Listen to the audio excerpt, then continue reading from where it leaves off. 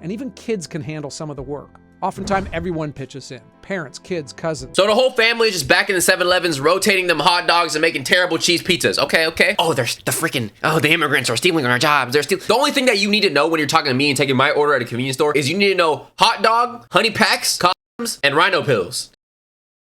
They say that stereotypes are often based on some form of reality to an extent. With that being said, there is a stereotype that Indians often own or work in grocery stores, convenience stores, gas stations, you name it. But is that actually true, or is it just a stereotype that comes from, I don't know, nothing? So today we're gonna be checking out the secret of Indian store owners. Is this Joe Biden? Senator Joe Biden. This was back in the day, back when he was sentient. You cannot go to a 7-Eleven or a Dunkin' Donuts unless you have a slight Indian accent to fully. I'm not joking.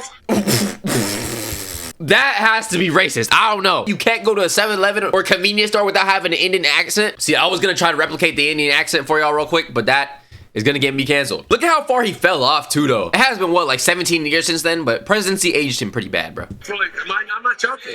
Joe Biden said that in 2006 when he was running for president, and it caused a bit of a stir. But if you paid any attention at all, you'd know that it was based on a bizarre, absolutely true fact. Indian Americans and Pakistanis absolutely dominate mini markets and convenience. Is that true? Nationwide, they own close to half, and in some regions it's higher.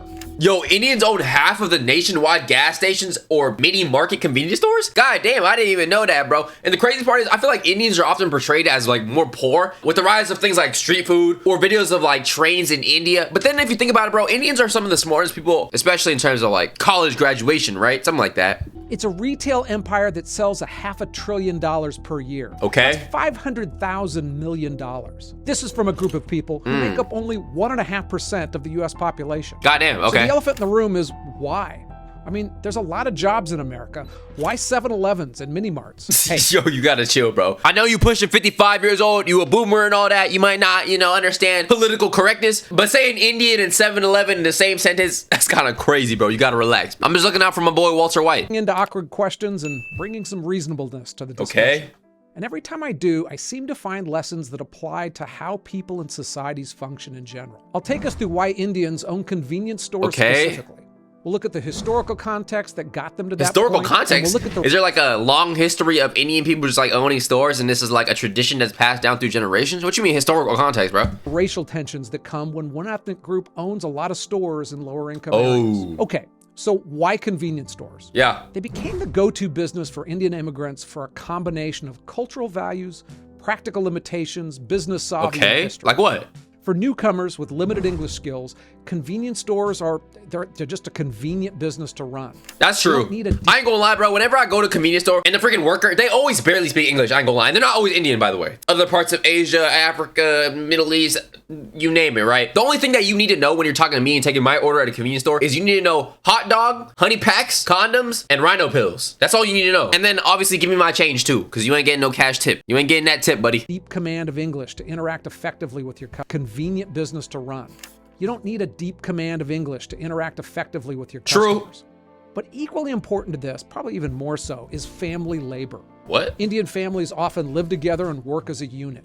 The skills needed to work in these stores are basic enough that family members can be trained quickly, and even kids can handle some of the work. What y'all know about Circle K, bro? Basic enough that family members can be trained. Is this like a universal thing? Because I only ever seen this in one spot, and it's like where I used to go to high school. But besides that, I've never seen Circle K anywhere else. Is this like a universal thing? Do you guys have a Circle K near you guys? Quickly, and even kids can handle some of the work. Oftentimes, everyone pitches in. Parents, kids, cousins. Having a tight-knit family working together solves. So the whole family is just back in the 7-Elevens, rotating them hot dogs and making terrible cheese pizzas. Okay. I like that. Family labor. A lot of business problems. Employee theft, especially given the cash nature of the stores. Or covering shift schedules, or worrying about getting sued over sometimes complicated labor laws. Okay. It's a communal approach that reduces operating costs and risks. And you have to AKA taking advantage of your siblings, cousins, uncles, and aunties. Because if it's me and this is my little cousin or something working in my shop, I'm paying him the minimum wage. I'm saying, what you gonna do? Call the police on me? Call the feds? Yeah, that's your ass, buddy. Good way to take advantage of the system, if you ask me. Brief intermission. If you're enjoying the video so far, please make sure you sub to the channel. We are on the road to 30,000 subscribers. Thank you very much. Recognize Indian and Pakistani immigrants have a willingness to work. I mean, a lot. sometimes 80 hours a week or more. God in these damn! stores, which gives 80? family-run units another edge.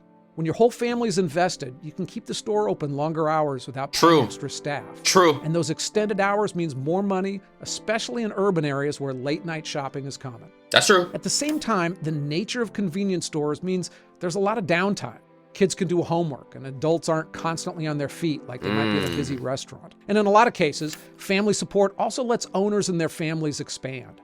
They'll buy one store where everyone works, allowing them to all learn the business and save money. Okay. Eventually, other family members buy another shop, and that cycle continues. So they're just like colonialism in a way. I don't know. You buy a shop, you populate it with, your family members, run it up, buy a new shop. You know what? Actually, this is just a smart method. This is just smart methods, bro. Hey, I think I speak for all of us when I say we will be buying convenience stores in 2025, bro. That's the proper investment to be doing. We don't buy Bitcoin no more. We buy 7-Elevens. And the investment required to get started, it's not nothing, but it's relatively low. What Other is it? retail shops 50? and restaurants can have a much higher overhead. And sometimes more than one family will pool their resources together and get started working together. Overall, convenience stores do pretty well when the economy is tight. True. But in the 1990s, the industry took a hit.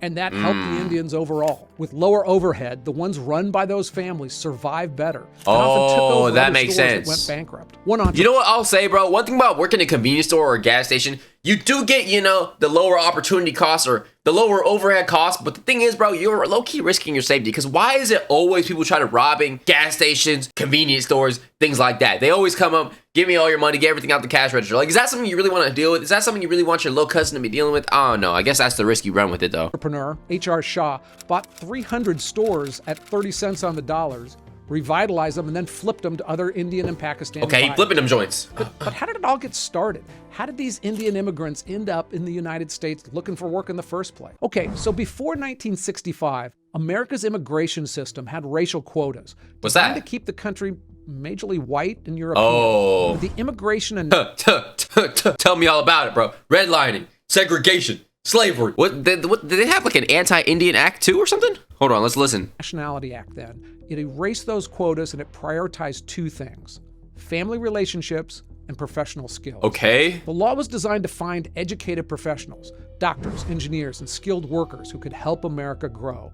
But when they got here, a lot of those qualified immigrants discovered their degrees just were useless here. Oh Their yeah, job- bro, I hate that, bro. I feel like, okay, if you take a degree anywhere in the world, it should be applicable to damn near everywhere in the world. Unless you can prove that the school you got your education from was severely lacking in terms of, I don't know, comprehension or something. Bro, the degree should transfer. Like, if I get a degree here, I should be able to take that degree to France and get a job there. I should be able to take my degree from England and get a job in America. Like, why not? Why not, man? experiences were sometimes dismissed, and the language barrier was just sometimes too much of a challenge. I get that. Many found themselves unable to practice their trained professions, but didn't want entry-level corporate positions or anything like that. Instead, they opted to go into business for themselves. Okay. And just so you know, this pattern of immigrant groups running specific industries, it's not really unusual. American Jews owned a lot of the corner stores and delis in the early 20th century. Okay. Vietnamese immigrants today, Nail shops. they run the nail salon industry. Facts, bro. I be hearing all type of stories about how, like, the Vietnamese ladies be roasting black people about, their nails being dirty as hell. What do they speak? Vietnamese? Tagalog? No, that's somewhere else. Cambodian immigrants, donut shops. Facts. This kind I know of a few in the clustering city. occurs for a few reasons. Successful pioneers in these businesses, they create blueprints for others to follow. Okay. They have to learn about permits, suppliers, possible pitfalls, and they share this knowledge with their immigrant communities so newcomers can come into that same industry. Okay. And these ethnic networks can provide important resources, from Like what? startup capital to business advice to reliable employees. Okay. When immigrants are new to a country, they tend to trust and depend on their own community. That helps I get that. explain why here in the U.S., many convenience stores aren't just owned by Indians. They're mostly owned by people from one specific Indian state. Of the 80,000 convenience Before he even gets into that, I understand, imagine you come to this country, right? Fresh off the boat, fresh off the plane, whatever the hell you got here, right? You spawned into the country, you're on a new map, and you don't speak the language. Who else are you gonna hire besides people who speak the same language as you? Which is your sibling, your cousin, your uncle, your auntie, and that's the only people you can really trust too. Like, I wouldn't trust random strangers if I first got into a new country either. So yeah, I'm doing the same thing as the Indian. I'm doing the Indian method, bro. Of the 80,000 convenience stores owned by Indian immigrants, about 60,000 of them belong to people from Gujarat. That's no coincidence. From where? They have a Gujarat? centuries. 60,000 of them belong to people. Gujarat? How do you say this? Gujarat. I don't know. That's no coincidence. They have a centuries-old reputation for business smarts, and they brought that entrepreneurial spirit with them to the United States. Okay. Overall, the success of these stores often comes down to a simple formula. What? Hard work, family cooperation, and a willingness to serve communities that others might avoid. But when one ethnic group gets a monopoly on a business, racial tensions often follow close behind. Is that okay? People served by that group often accuse them of exploiting those in the community, stealing their jobs, stealing their business opportunities, or just... Bro, I hate when people say anything about stealing jobs or stealing business opportunities and things like that, dude. Like, bro, there's like a thing in America where it's like, oh, there's the immigrants are stealing our jobs. You did not want that job in the first place. Let's cut the BS, bro. If it wasn't for that immigrant being there, you would not be working that job, getting paid that little cheap labor or whatever the heck, getting paid that cheap wage. You would not be working that job. So shut your ass up talking about they're stealing our jobs. I don't want to hear that, bro. It'd be people talking about farmers, immigrants are stealing farmer jobs. You would not last a day in the hot sun farming. And I know that's rich coming from a person like me, but at least I can admit it. I would not be out there. The same way you would not be in a convenience store. You don't want that job. That's not some like sexy, eye-appealing, eye candy, like hot job. No. Charging them too much. Throughout history, we've seen this. In Wilmington, North Carolina, 1898, white gangs destroyed black-owned businesses, murdered black residents, and effectively staged a coup, motivated by general racism, but also a fear that black men would steal their homes and their jobs. Why? What do we even do? You know what? I've never even heard that, but I'm not even surprised. Have y'all ever heard of the freaking Wilmington massacre from white people on black people's jobs and businesses? I ain't never heard of that. There's so much stuff in history books that we have not been taught. Also, Oklahoma in 1921. I heard of this. A white mob destroyed the town's Black Wall Street district. They burned 1,400 black-owned businesses and homes, and by the end, there were hundreds dead. During the Chicago riots in 1919, Irish-American mobs attacked black businesses and residents. And they let this happen? Ongoing clash. O-Block, where were you guys at? Where the heck was the prehistoric O-Blockians? Yo, defend the state, defend the people. I thought Chicago was Chirac, man. Irish-American mobs attacked black businesses and residents.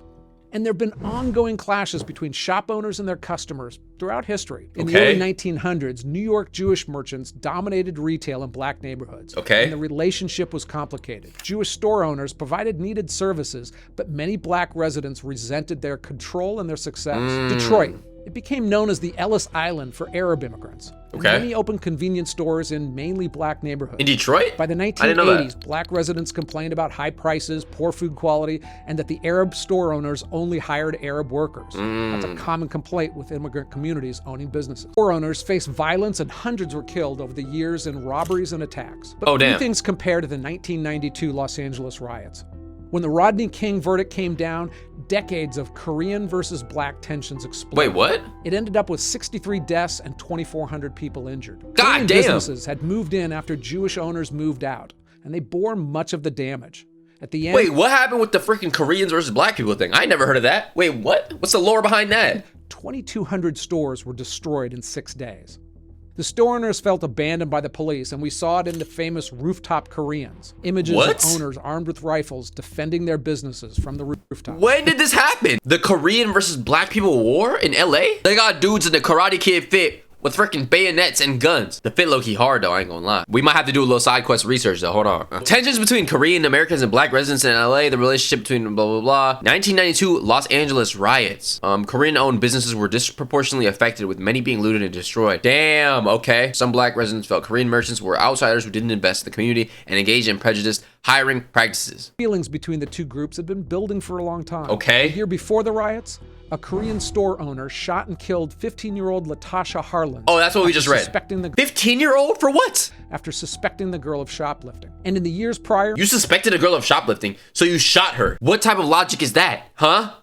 Yo, motherfuckers will do anything to get somebody gone, get somebody packed up. You just want an excuse to fire that weapon. At least 19 Korean shopkeepers had been killed in Southern California. Oh. Mostly by black perpetrators. Oh. It's part of the reason why they had guns ready when they headed to those rooftops. Okay. Indians and Pakistanis haven't faced that level of violence specifically targeting them. Part of that might be timing. Their rise in the... But was it really black people targeting them? Or was it like... black people were just targeting freaking stores and they happen to be in the area? Oh, we're gonna target Koreans specifically. Like one of them is like a racially motivated hate crime type of thing, and the other thing is just like rioting as a whole. You get what I'm saying? The convenience store world happened more gradually over the 80s and 90s. And to an extent, they tend to spread out more geographically instead of clustering in a single neighborhood, which might make them a central focus when unrest starts. Still, stores that stay open late at night are often targets for criminals. Exactly. But overall, it's a wild success story that we should all pay attention to. Okay. I mean, most of these store owners wanted to build... What that is? What convenience store are you guys getting this from? Huh? I don't know what this pink stuff is, but stepping stones for their kids to succeed in America. And it worked. The vast majority of second-generation Indian Americans have white-collar jobs, like over 70%. Wait, what's a white-collar job? Is that a doctor? Because it's like your collar's white because you're wearing a lab coat? Or maybe I'm an idiot. They're absolutely killing it in the tech industry and financially overall. Okay. I produced another video just about that, and I've linked to that in the Your future boss, an Indian child, facts. comment section below. Look, the lessons of hard work, education, and delayed gratification, they can sound like rah-rah phrases to some, but they're absolutely true. Okay. And there is no better path to success. Okay. Sometimes those truths are clear in the videos I research like this one. Other times, I learn the opposite. That sometimes a lot of people get together and fool us all. I learned that when I did a deep dive into plastic recycling. Well, that was the secret of Indian store owners. We learned why Indians own so many stores. Basically, to summarize it, people come from Gujarat, right? I think that's how you say it. If not, somebody freaking help me in the comment section. They're already smart when it comes to business and stuff. They'll buy up a convenience store. They'll have, you know, the bros, the hus, the sisters, the cousins, whatever, that speak the same language or live in the family, work in that convenience store up to 80 hours a week so they can make that money and work late hours. Once that becomes profitable, they do the same thing, rinse and repeat, and buy a new one. It's pretty smart, I ain't gonna lie. So that's the new method. We are officially hopping on the Indian method. We are buying convenience stores and we are gonna be all becoming rich in 2025 and 2026. But that's gonna do it for today's video. Make sure you like, subscribe, join the Discord link in the description. Let me know if you enjoyed the video. Of course, always link me any new videos I'm gonna check out. As usual, have a great rest of your day. It's Love You Law. I love you, and I'm out.